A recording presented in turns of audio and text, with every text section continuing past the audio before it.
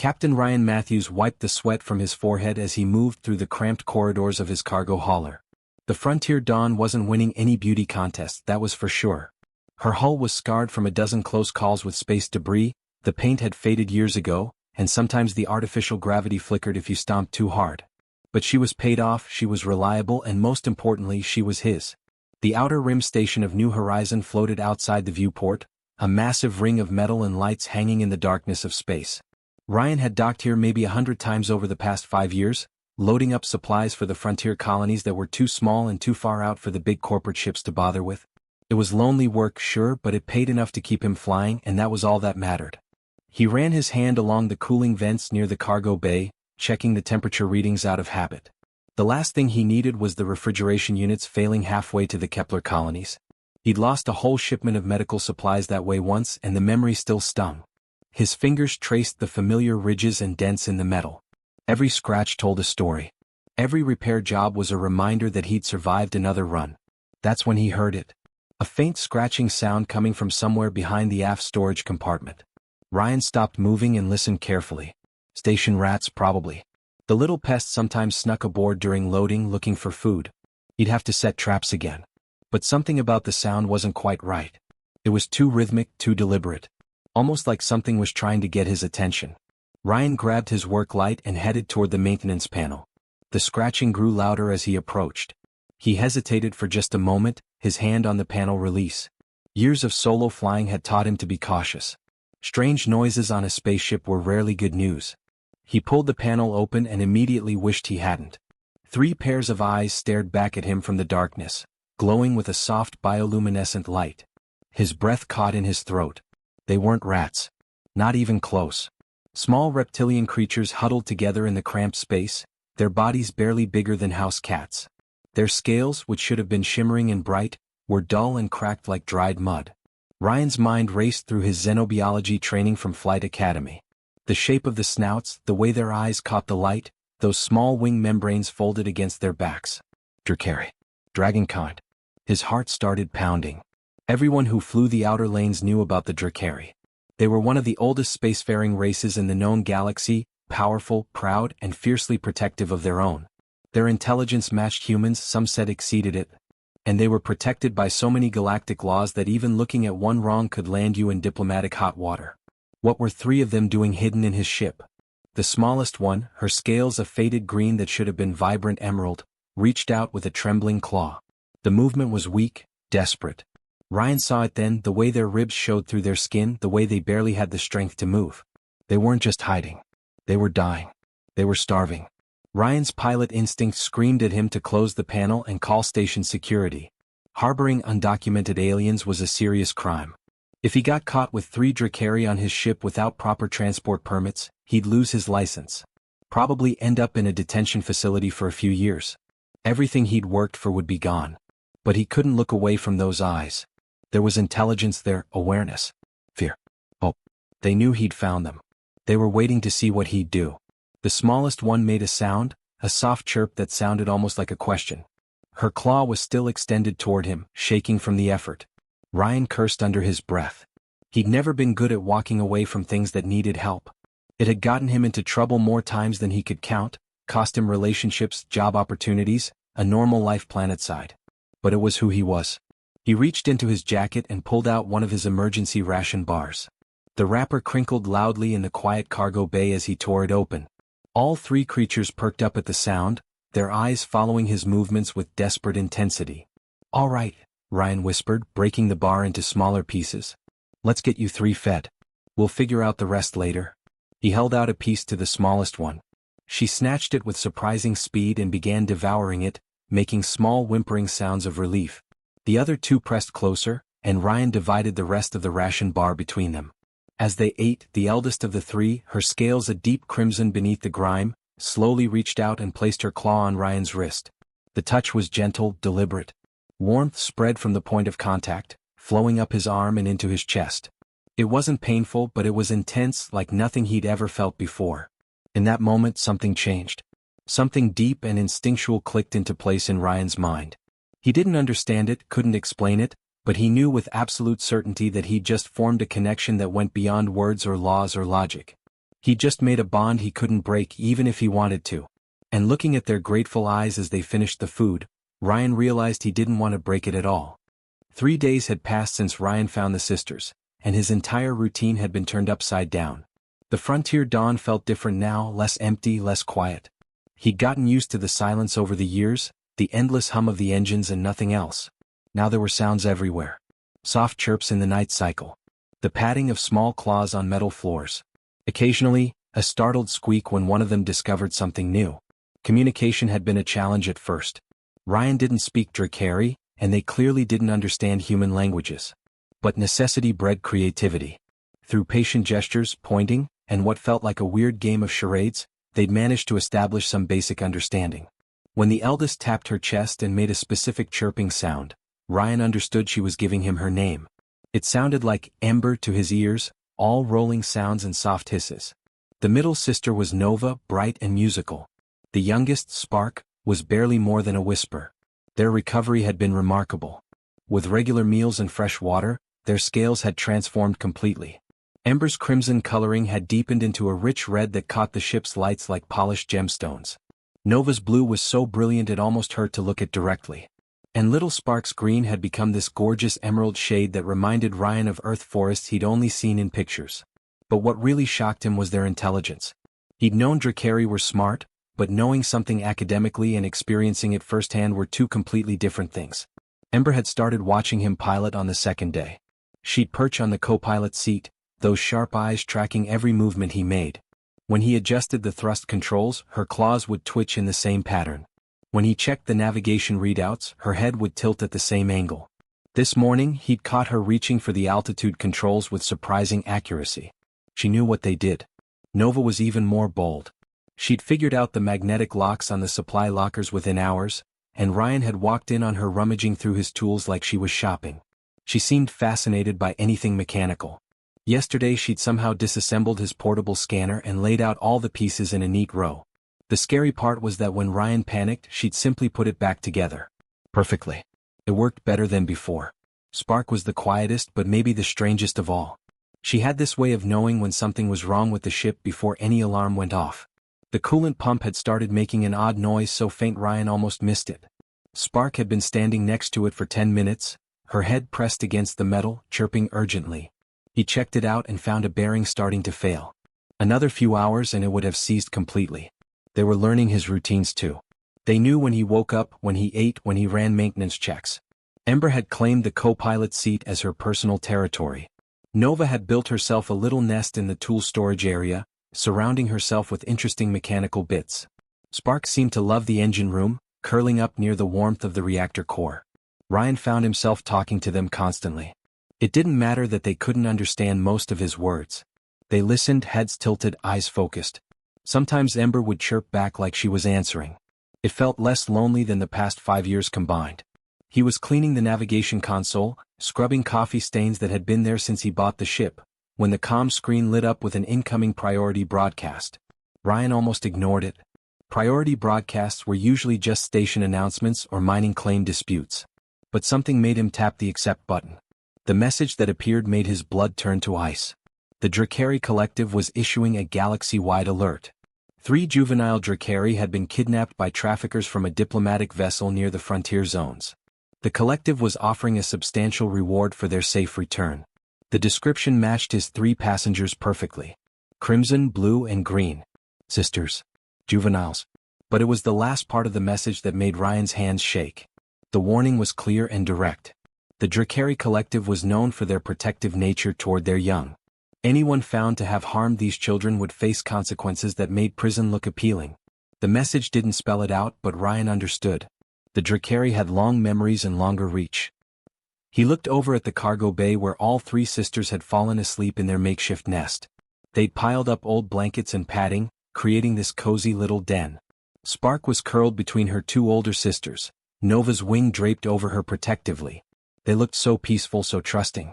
Ryan's mind raced through his options. He could drop them at the nearest station and disappear, let someone else deal with the diplomatic nightmare. He could continue hiding them and hope nobody asked questions. Or he could do the right thing and take them home. The problem was proving his intentions. He'd been harboring them for 3 days now without reporting it.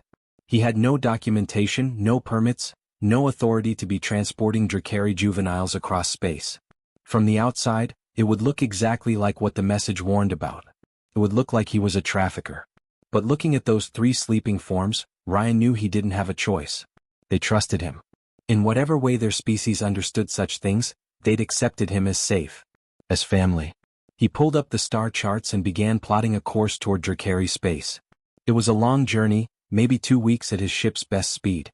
A lot could go wrong in 2 weeks. But he had to try. He just hoped the Drakari would give him a chance to explain before they decided he was the enemy. Ember stirred in her sleep and made a soft, contented sound. Ryan smiled despite his worry. "We're going home, girls," he whispered. "Let's just hope they believe me when we get there." The proximity alarm screamed through the cabin like a banshee, and Ryan's coffee mug went flying as he lunged for the pilot's seat. His eyes locked onto the sensor display, and his stomach dropped straight through the floor. An unmarked vessel had just appeared on his scopes, emerging from behind an asteroid cluster he'd passed 20 minutes ago. They must have been lying in wait, running silent, watching for him specifically. The ship was sleek and mean-looking, bristling with weapons pods that his poor hauler could never match. Worse, it was closing fast, burning hard on an intercept course. No, no, no. Ryan's fingers flew across the controls, his years of experience kicking in automatically. He slammed the throttle forward, pushing the Frontier Dawn to maximum burn. The old girl shuddered and groaned, her engines protesting the sudden demand. Warning lights flickered across his dashboard. She was giving him everything she had, but it wasn't going to be enough. The pursuing ship was newer, faster, built for exactly this kind of chase. Within seconds, the distance between them had halved. Ryan threw the hauler into evasive maneuvers, weaving between debris, trying anything to shake them off. His hands were slick with sweat on the controls. Behind him, he heard alarm chirping. The 3 sisters had woken up, sensing the danger. They scrambled into the cockpit, their claws scraping on metal, their eyes wide and frightened. Ember climbed into the co-pilot's seat, Nova pressed against his shoulder, and little Spark clung to the back of his chair. It's okay, Ryan lied, his voice tight with stress. "Just hold on tight." The pursuing ship opened fire. Not with killing shots, not yet. A bright lance of energy streaked past his viewport, close enough that Ryan could see the superheated glow. A warning shot. They wanted him to stop. They wanted him alive. Ryan ignored it and pushed harder. The Frontier Dawn rattled and shook, her frame never designed for this kind of stress. Another warning shot, this one even closer. Then the hunter stopped playing games. The impact hit his starboard side like a massive hammer. The explosion threw Ryan against his restraints hard enough to knock the wind from his lungs. Alarms howled. His starboard thruster array was gone, just gone, torn away in a ball of fire and twisted metal. The ship spun wildly and Ryan fought the controls, trying to stabilize, trying to keep them from tumbling into a death spiral. He'd just gotten her steady when the second shot hit. This one took out his main engine. The deep, familiar hum that had been his constant companion for 5 years died with a sickening whine. Emergency power kicked in automatically, bathing the cockpit in dim red light, but that was it. He was dead in space. No thrust. No maneuverability. No escape. Through the viewport, Ryan watched in horror as the attack vessel glided alongside him, aligning its airlock with his. These weren't authorities. Authorities would have hailed him, demanded surrender, identified themselves. These people had fired first and were preparing to board. His mind raced back to the alert about traffickers, about stolen Drakari children. They'd come back. The same people who'd abandoned the sisters on the station were coming back to eliminate the evidence. To eliminate witnesses. To eliminate him and the 3 creatures he'd been trying to save. Ryan's blood turned to ice. He unbuckled and stumbled to the emergency locker, his legs shaky from the adrenaline crash. His hands fumbled with the magnetic seal. Inside were basic repair tools, emergency rations, a first aid kit. No weapons. He'd never needed weapons before. He was a cargo pilot, not a fighter. His fingers closed around the plasma torch, designed for cutting through hull breaches during repairs. It was better than nothing. Barely. He'd be facing armed boarders with what amounted to a fancy blowtorch. Behind him, Ember, Nova, and Spark gathered together near the pilot's seat. Ryan glanced back at them, his heart breaking. They were just kids. Children. And he'd failed to protect them. He'd tried to do the right thing and now they were all going to die for it. But something strange was happening. The sisters' scales were beginning to glow, starting faint and growing brighter. Ember's crimson deepened to an almost burning red. Nova's blue became electric, crackling with energy. Even tiny sparks green started pulsing with light. The bioluminescent patterns on their bodies, which Ryan had barely noticed before, lit up like circuit boards. Ember stepped forward and placed her claw on Ryan's hand. The moment they touched, his vision went white. An image flashed in his mind, clear as day despite being completely impossible. He saw himself stepping back, saw the sisters moving forward, saw something he didn't understand but felt with absolute certainty. Trust them. The image faded and Ryan staggered back, his head spinning. What are you? The sharp hiss of his airlock being overridden cut him off. Someone on that ship had military-grade breaching equipment. His locks, designed to keep out vacuum and accidents, meant nothing to them. The inner door began to cycle open with a pneumatic wheeze. 6 figures poured through the opening, moving with tactical precision. They wore mismatched armor, carried weapons that looked expensive and illegal, and their faces were hidden behind helmets. Mercenaries. Professional killers. Ryan raised his plasma torch with shaking hands, knowing how useless it was, knowing he was about to die but refusing to go down without trying. He positioned himself between the boarders and the sisters, his final act of defiance. But Ember, Nova, and Spark stepped around him, placing themselves between Ryan and the threat. Their scales blazed with light now, so bright it hurt to look at them. The lead mercenary raised his weapon, targeting the glowing creatures. And that's when everything changed. What happened in the next few minutes would be talked about in both human and Drakari circles for years to come. But in that moment, Ryan wasn't thinking about history. He was thinking about survival. The first mercenary through the airlock raised his rifle, a nasty-looking plasma weapon that could punch holes through reinforced steel. His finger moved toward the trigger, the barrel aimed directly at Ember's glowing form. Ryan's mind screamed at him to do something, anything, but his body felt frozen in place. Then Ember opened her mouth and the world went electric. A wave of pure electromagnetic energy exploded outward from the young Drakari's body. Ryan felt it wash over him like a physical force, making every hair on his body stand straight up.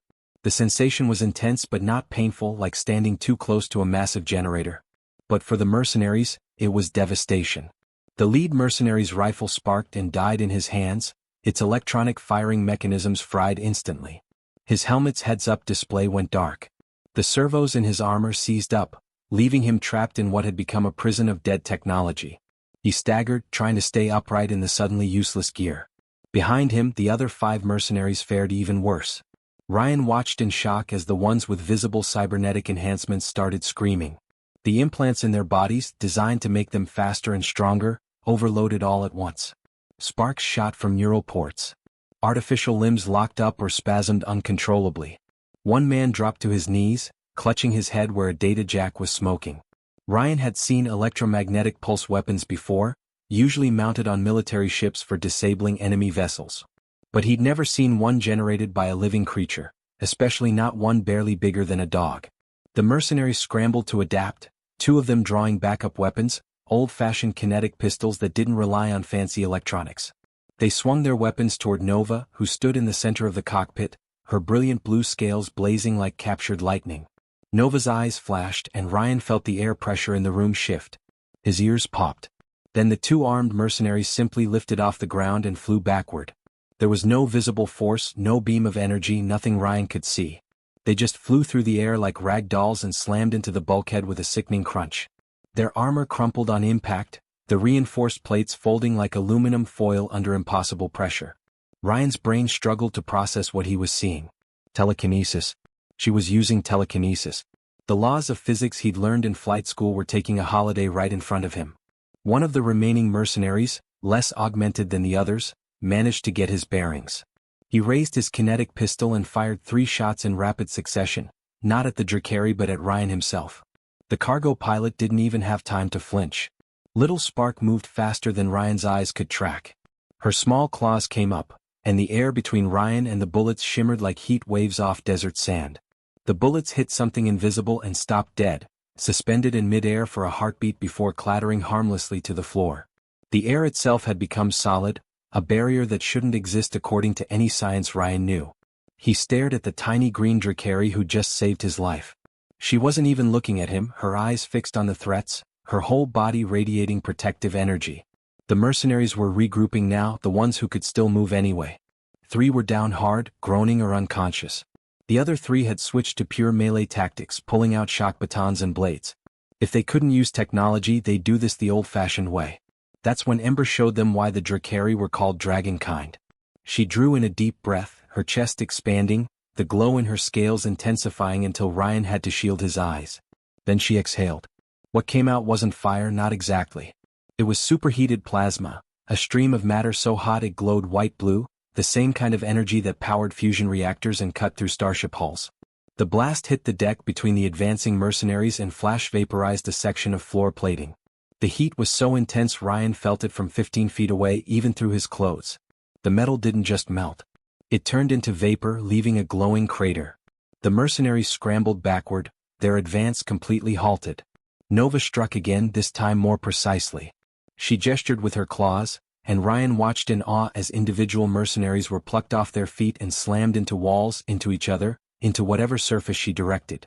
The invisible forces she commanded worked like massive hands, grabbing and throwing with casual ease. Spark maintained her protective barrier around Ryan, but she was doing more than defense. The air around the mercenaries began to thicken, becoming harder to move through, like they were wading through invisible mud. Their movements slowed to a crawl. The fight, if you could even call it that, lasted maybe 3 minutes. By the end, all 6 mercenaries were either unconscious, too injured to continue, or frantically retreating back through the airlock.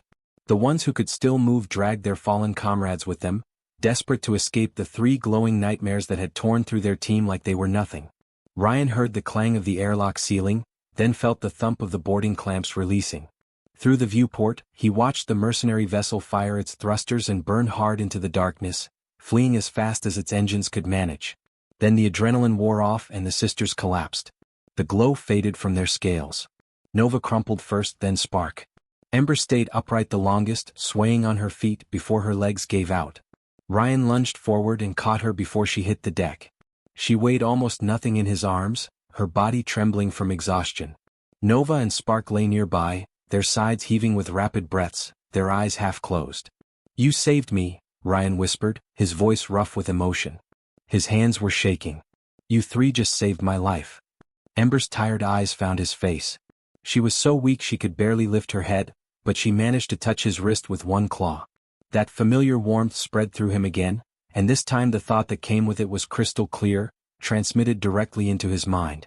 Family protects family. Ryan pulled all 3 sisters close, cradling them like the children they were. Children who'd just fought like warriors. Children who'd revealed abilities he'd never dreamed existed. Children who'd saved him without hesitation. He looked at the damage to his ship, the scorch marks and the crater in his deck, and started laughing. It was half hysteria, half pure relief. They were alive. Against all odds, they were alive. Ryan spent 12 of the longest hours of his life drifting in dead space, doing what repairs he could with limited power and even more limited supplies. The Frontier Dawn was a mess. The starboard thruster was completely gone, the main engine would need a full rebuild, and there was a crater in his cargo bay deck that still glowed faintly in the darkness. But they were alive, and that was what mattered. The 3 sisters had slept through most of it, recovering from whatever incredible abilities they'd unleashed. Ryan had carried them to his bunk, the only place on the ship with any real comfort, and watched over them while he waited. He'd sent out a distress signal on Drakari frequencies, explaining everything in simple terms, hoping someone would listen before assuming the worst. When the patrol ship finally appeared on his sensors, Ryan's heart nearly stopped. The Wing of Dawn was massive compared to his little hauler, sleek and powerful, with weapons arrays that could vaporize his ship without breaking stride. It glided alongside him in complete silence, and for a few terrible moments, Ryan wondered if he'd made a fatal mistake. The boarding request came through, polite but firm. Ryan accepted it. What choice did he have? The airlock cycled open and a Drakari stepped through onto his ship. Ryan had never seen an adult of their species in person before. She was easily 7 feet tall, her scales a deep midnight blue that seemed to absorb light. Her wings, folded against her back, looked powerful enough to crush steel. But it was her eyes that held Ryan frozen. They were sharp, intelligent, and currently filled with deep suspicion. "I am High Captain Lyra of the Drakari Patrol Fleet," she said, her voice carrying an accent Ryan couldn't place but somehow understood perfectly. The universal translator in his ship was working overtime. "You are harboring 3 missing juveniles. Explain yourself, human." Ryan positioned himself between Lyra and the sleeping sisters, knowing it was probably pointless but unable to help himself. His protective instincts had kicked in completely over the past week. "Before you say anything," he started, his words coming out in a rush, "I've been protecting them. They were abandoned on New Horizon Station, hidden in my ship, starving. I found them by accident. I've been feeding them, caring for them, and I was bringing them home. I swear on everything I have, I was bringing them home." Lyra's expression remained cold as ice. Her eyes moved past Ryan to where the three small forms lay sleeping in his bunk. "You expect me to believe a human cargo pilot just happened to find 3 missing Drakari children and decided to care for them out of the goodness of his heart? Do you know how many traffickers have used similar stories?" Ryan's mouth went dry. "I know how it looks. I know I should have reported it immediately. But they were dying and I couldn't just leave them. I couldn't. Why should I believe you?" Ryan didn't have a good answer for that. He was still trying to find words when Ember stirred in the bunk behind him. The young Drakari's eyes opened slowly, unfocused at first, then sharpening as she saw the tall figure standing in the cargo bay. Ember made a sound, a chirp that quickly turned into a stream of rapid, musical language. Ryan couldn't understand the words, but he recognized the tone. She sounded relieved, excited, and insistent. She was talking fast, her small claws gesturing toward Ryan, then to her sisters, then back to the captain. Lyra's entire posture changed as she listened. The cold suspicion melted away, replaced by shock, then something that looked almost like wonder. She knelt down, bringing herself closer to Ember's level, and responded in the same flowing language. The conversation lasted maybe 2 minutes. Ryan stood there awkwardly, unable to follow but watching Lyra's face transform completely. When Ember finally finished, exhausted from the effort and laying her head back down, Lyra turned to Ryan with completely different eyes. "You protected the daughters of Counselor Thane," she said quietly. "Do you understand what that means, human? The High Nest has been in mourning for weeks. We thought them lost forever. And you, a stranger, kept them safe." Ryan blinked. "Daughters of wait, their royalty? Counselor Thane sits on the High Council of the Drakari Collective. His daughters were traveling with him on a diplomatic mission when their transport was attacked by traffickers. We found the ship, found the crew. We found no trace of the children. We assumed the worst." The weight of that statement hit Ryan like a physical blow. These weren't just 3 random kids. They were the children of someone incredibly important, someone powerful. And he'd been keeping them in his cargo hauler, feeding them ration bars and letting them sleep in blankets that smelled like engine oil. "I didn't know," Ryan managed. "I just knew they needed help." Lyra studied him for a long moment, her fierce eyes seeming to look straight through him. "You risked your freedom to save them. Your livelihood. Possibly your life, given what Ember just told me about the attack. You are either very brave, human, or very foolish." Ryan let out a shaky laugh. "Little bit of both, honestly." Over the next hour, Lyra explained everything. The Drakari Collective was grateful beyond measure. They wanted to reward Ryan properly. A new ship, state-of-the-art, top of the line. Citizenship in Drakari space, which came with privileges most humans never dreamed of. Wealth that would set him up for life. He'd never have to run cargo again unless he wanted to. Ryan listened to it all in a daze. It was too much, too fast. Yesterday he'd been a broke cargo pilot barely scraping by. Now he was being offered things he couldn't even imagine. "There is one complication," Lyra added, a strange expression crossing her face. "What's that?" "The sisters refuse to leave you." Ryan stared at her. "What?" Lyra gestured to where all 3 sisters had woken and clustered around Ryan's legs, chirping softly. "In Drakari culture, there is a bond that forms between protector and protected. It is sacred, unbreakable. They have chosen you as family. If we try to separate them from you now, it would cause them psychological harm. You have become their nest father in your language." Ryan looked down at Ember, Nova, and Spark. They gazed back up at him with those luminous eyes, and he felt that warmth in his chest again. Family.